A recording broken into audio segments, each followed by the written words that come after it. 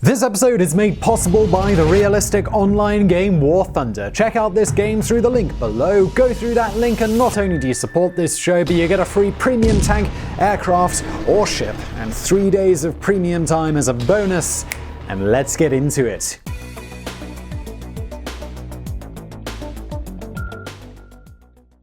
Let's play a game. If I say Cuba, and then I mention a leader who ratified a constitution backed by the people, instituted land reforms, legalized the Communist Party, cooperated with the trade unions, and actively opposed fascism, who's gonna come to mind? Fidel Castro? Che Guevara? Well, yes, absolutely. But one man did it all 19 years before they came to power. None other than their sworn rival, Cuban dictator Fulgencio Batista.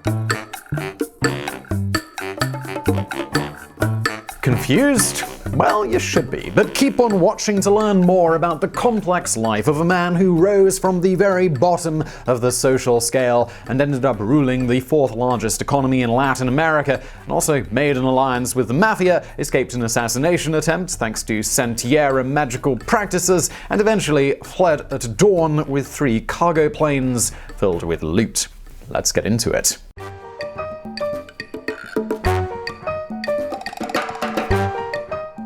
Fulgencio Batista y Saldiva was born on the 16th of January 1901 from a family of impoverished farmers in Bañas, Cuba, not far from the estate in which Fidel Castro would come to life in a wealthy household of landowners. This was only 3 years after Cuba had gained freedom from Spain's colonial dominance following the Hispano-American War. In 1898, the US Congress had passed the Teller Amendment, granting full independence to Cuba, but this was partially revoked by the Platt Amendment of 1901, which gave the power to the US government to intervene in the island nation if American interests there were threatened. And Washington had plenty of motivation to be involved in Cuban politics, 30 to 50 million to be precise. As early as 1896, President Grover Cleveland stated that American investments in Cuban sugarcane plantations, railroads, mining, and other enterprises amounted to 30 to 50 million US dollars, which is about $1.5 billion in today's money. As a result, Cuban politics, economy, and society were often in turmoil, badly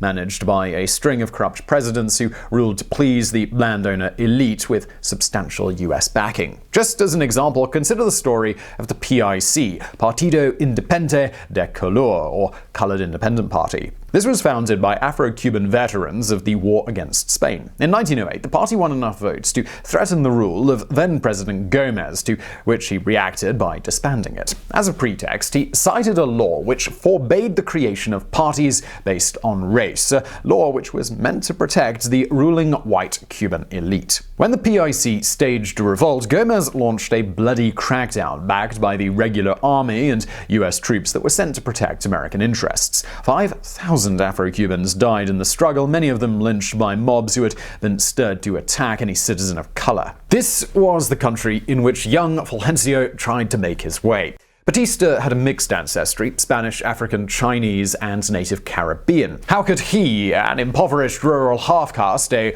mulatto, how could he possibly leave his mark in a Cuba dominated by white landowners? One such way was the army, which he joined in 1921 as a private, more out of necessity than as a vocational choice. Young Fulgencio had ambitions, and his service in the army helped him support his studies as a stenographer and a journalist. While stationed in the Waje suburb of Havana, Private Batista met and fell in love with a girl called Elisa Godinez Gomez. She came from a similar rural background and had moved to the city after her father got a job at a psychiatric hospital. Fulgencio and Elisa, they married on the 10th of July 1926, and they would go on to have 3 children, Myrta, Fulgencio Ruben, and Elisa Aleda. But apparently, Batista was not fully satisfied by married life and went on to have at least 2 officially recognized affairs. The first one with the mother of a girl called Fermina, born out of wedlock, whom he would legally recognize.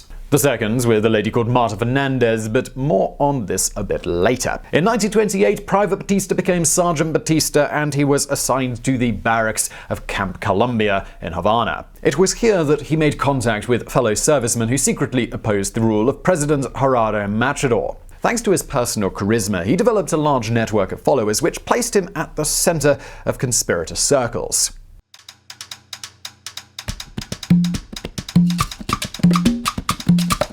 President Matador had been in power since 1925 and had started with good intentions, putting an end to the Platt Agreement and US interference, as well as transforming Cuba into the Switzerland of the Americas. But a recession in 1928, worsened by the Wall Street crash of 1929, led to political instability and growing opposition from students, trade unions, and the military. In July 1933, US envoy Sumner Welles went full Platt on Matador and made him step aside, helping to install new president Carlos Manuel Céspedes. The new guy had just finished unpacking his briefcase when he was ousted by the Revolt of the Sergeants in September. And by the way, if at any point in this video you lose count of Cuban presidents coming and going, do not worry, so did the Cubans. But let's get back to the sergeants. Their leader was none other than Fulgencio Batista, who had seized the occasion to rise through the ranks and stick it to Uncle Sam in one single action. And you must give credit to this man on this occasion. An army sergeant has formal authority over 10 to 30 soldiers at best. That is why military coups are carried out by colonels or generals with thousands of troops under their orders. And yet he managed to lead a successful revolt based only on charisma and informal leadership. Batista and his sergeants replaced the president with a new president, Professor Ramon Grau. Batista gave himself a promotion and became chief of staff of the army with the rank of colonel.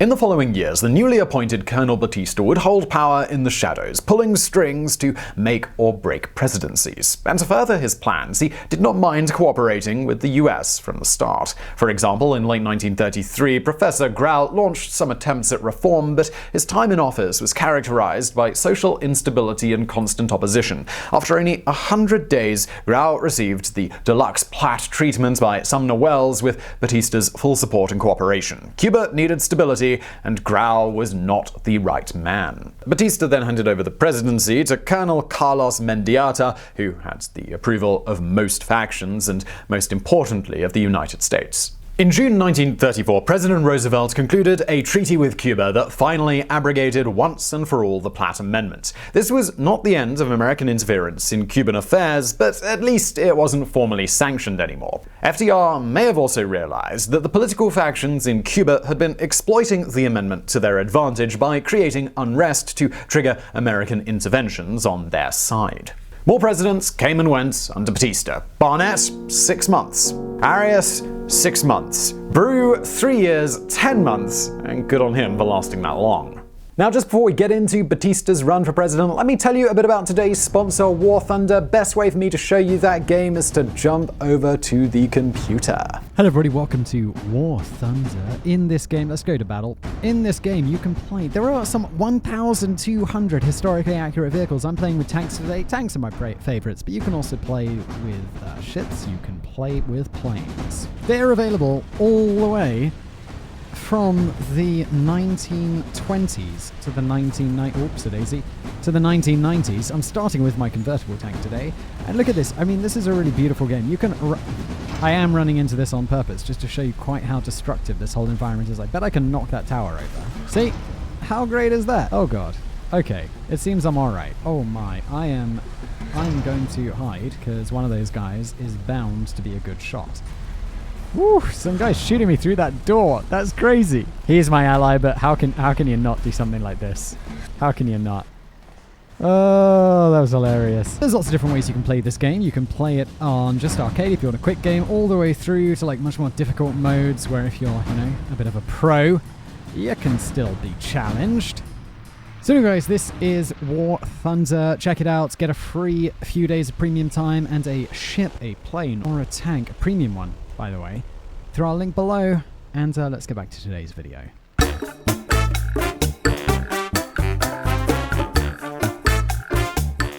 President Brew's term in office takes us to October 1940, a time for new elections. Tired of being the power in the shadows, Batista finally decided to run for the presidency, supported by a coalition which included the Cuban Communist Party, which he himself had legalized in the previous decade. His main opponent in the 1940 election was an old acquaintance, Professor Grau. This is when Colonel Fulgencio Batista, the former and future leader of revolts and coups, stepped into power as a democratically elected representative of the people. One can only imagine the sense of achievement felt by the son of farm laborers who became a soldier, then a sergeant, a colonel, the driving force behind Cuba's string of rulers, and finally its first non-white president in a country historically ruled by sugarcane tycoons of European descent. Batista's presidential term from 1940 to 1944 is generally viewed in a positive light by historians. During this period, Batista oversaw the drafting of a new constitution, a progressive document which called for government intervention in the economy and provided a social safety net. His policies included economic and agrarian reform, cooperation with the trade unions, an expansion of the educational system, and an active opposition to fascism, made explicit by declaring war on Germany and Italy on the 8th of December 1941. All in all, it was a period of growth, stability, and democratic development for the island nation. Batista ruled well, although he did take the opportunity to enrich himself. After his term ended in 1944, Batista stepped aside, preferring to sponsor new candidate Carlos Saladrigas, who was defeated by Professor Grau. Yep, that same guy from before. Batista soon left the country and lived for a while in Florida, where he increased his wealth by investing the huge sums that he had acquired in Cuba. The following year, 1945, Batista finally divorced from Elisa and married his longtime mistress, Marta Fernandez Miranda, who would give him 4 more children. During his years of absence, Grau's administration became known for its corruption and irresponsibility. A great disappointment for the Cuban electorate, who saw Grau as a pure hero from the 1933 revolt. This malcontent paved the way for Batista to return to the island, this time as a senator in 1948.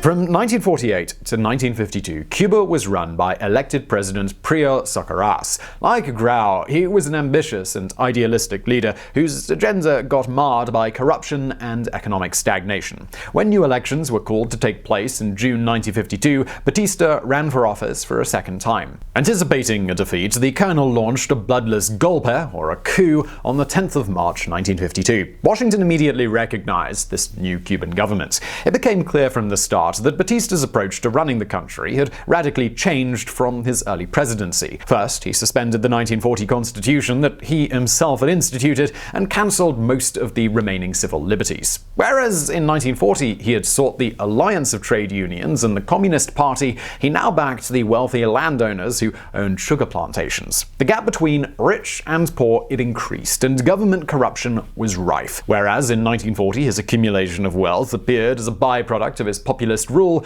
now the reaping of profits was his only evident goal. And finally, whereas in previous years in power he had sought cooperation with the US only as a means to fulfill his political goals, he now welcomes with open arms the intervention of both America's government and its private sector. By the late 1950s, the US corporations owned 90% of Cuban mines, 80% of public utilities, 50% of the railways, 40% of the sugar production, and 25% of bank deposits. In an effort to boost tourism, Batista also invited a different kind of American entrepreneurship to invest in an industry as Cuban as cigar and rum production, and that's gambling.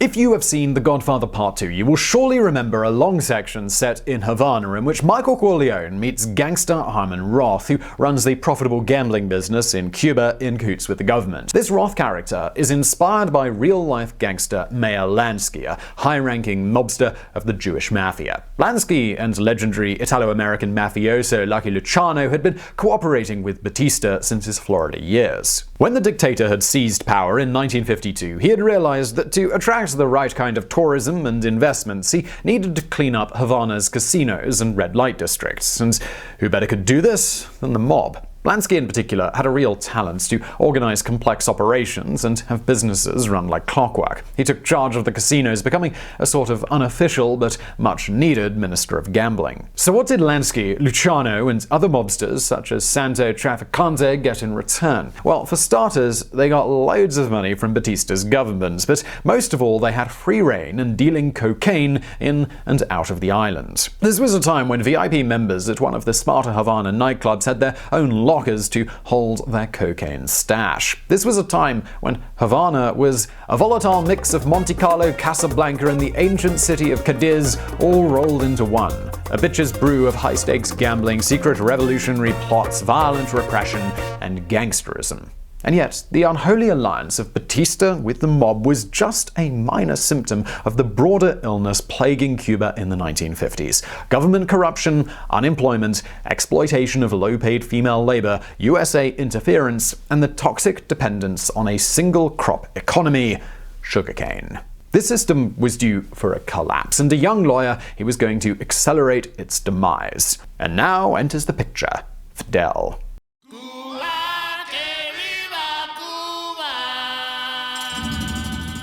As public dissent increased, Batista tightened his control over the media by way of censorship and created an anti-communist secret police to intimidate the opposition by means of violence, torture, and executions. Between 10 and 20,000 people were murdered under the Batista regime with financial and military support from Washington. Historian Arthur Schlesinger Jr., who would become an aide to John Kennedy, analyzed Batista's Cuba in these terms: the corruption of the government, the brutality of the police, the regime's indifference to the needs of the people for education, medical care, housing, for social justice, and economic justice is an open invitation to revolution. This invitation, well, it was RSVP'd to by the July 26th movement led by lawyer and politician Fidel Castro.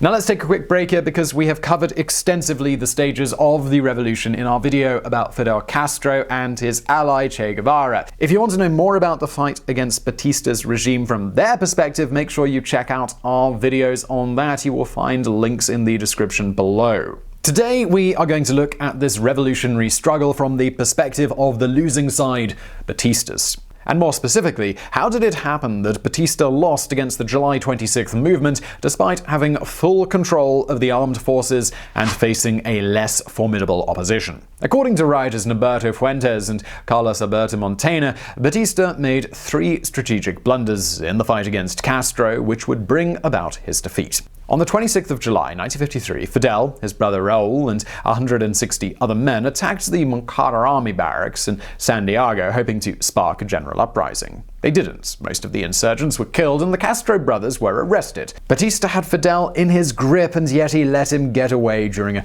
general amnesty in 1955, and this was the first blunder. Fidel fled to Mexico. On the 2nd of December 1956, he returned to Cuba aboard the yacht Granma, followed by 81 revolutionaries hoping to spark an uprising. They didn't, and most of the insurgents were killed. However, Castro and a few others made it to the jungles of the Sierra Maestra. Batista's army, instead of pushing the invaders back to the sea, chased them to the interior of the island, giving them a shot at a successful guerrilla campaign, and this was the second blunder. As Castro's followers increased in numbers and their actions became more effective, Batista missed the opportunity to finish them quickly. In Montana's words, "Batista does not finish Fidel out of greed. His is a government of thieves. To have this small guerrilla band in the mountains is to his advantage so that he can order special defense expenditures that he can steal." And yes, that is the third blunder. By the time Batista sent a significant force of 10,000 soldiers, Castro had become too strong and the regular army too corrupt to be effective.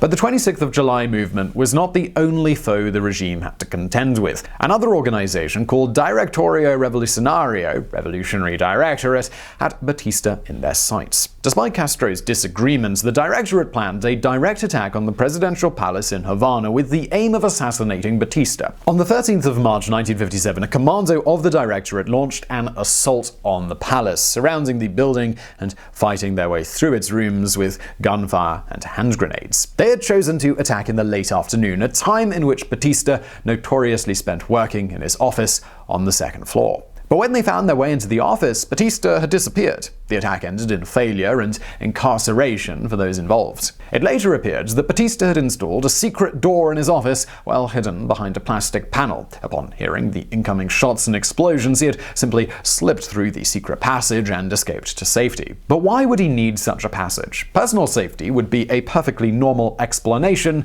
but we actually have a better one. Natalia Bolivar is an expert of Santeria, the religious practices of African origin practiced by some minorities in Cuba. According to her, Batista had a fascination with these type of rites, one of them being the letter of the year. In this ceremony, priests will determine which sign or letter will dominate a certain year. Batista was informed that the sign for 1957 was Abara May, meaning the king must find an escape from the places where he dwells, a secret escape. And so Batista was inspired to install the secret door just 1 month prior to the assassination attempt. Now, he had managed to escape that specific attack, but he was not going to be safe for long. Fidel, Raul, and Che, they were getting closer and closer to Havana. According to writer T.J. English, Batista spent the last weeks of the revolution secluded in his palace. With his sanity almost gone, the dictator would spend his days gorging on fine foods, interrupting his banquets only to watch American horror movies and throw up in his garden. On the 27th of December 1958, a train carrying a much-needed load of weapons and ammunition for the regular army was captured by Che Guevara in Santa Clara. Batista realized that his defenses were now doomed. He abdicated his presidency, and in the early hours of the 1st of January 1959, he fled from Havana to the Dominican Republic. He brought along 40 family members and loyal supporters, as well as the bare necessities: $300 to $700 million worth of embezzled funds, pieces of art, as well as other assets, and these were all stashed in 3 cargo planes. He applied for asylum in the United States, but Washington had long withdrawn its support to the losing side of the revolution. Batista relocated instead to Portugal and finally Marbella in Francoist Spain, which in those years was a common sanctuary for military dictators, fascists, and escaped Nazis. Batista lived his last years in splendor, surrounded by the children from his second marriage, who described him as a man who never raised his voice. He always displayed great affection and tenderness to us and our mother. He was, in general, likable and sympathetic to everybody. History, though, has judged him otherwise. Fulgencio Batista died on the 6th of August 1973 of a heart attack. A team of assassins sent by Castro were due to kill him on the 8th. So we'd like to hear your judgment of today's protagonist. Please do leave your comments below this video. Was Batista the first truly effective revolutionary that Cuba badly needed, or was he simply a social climber motivated purely by greed all along? And I really hope you enjoyed the video. If you did, please do smash that like button. Also, we've got a new channel, sister channel to this one. It's called Geographics. If this one's about people, that one is about places. It is linked to below. Please do go and subscribe if you think you might enjoy that. And as always, thank you for watching.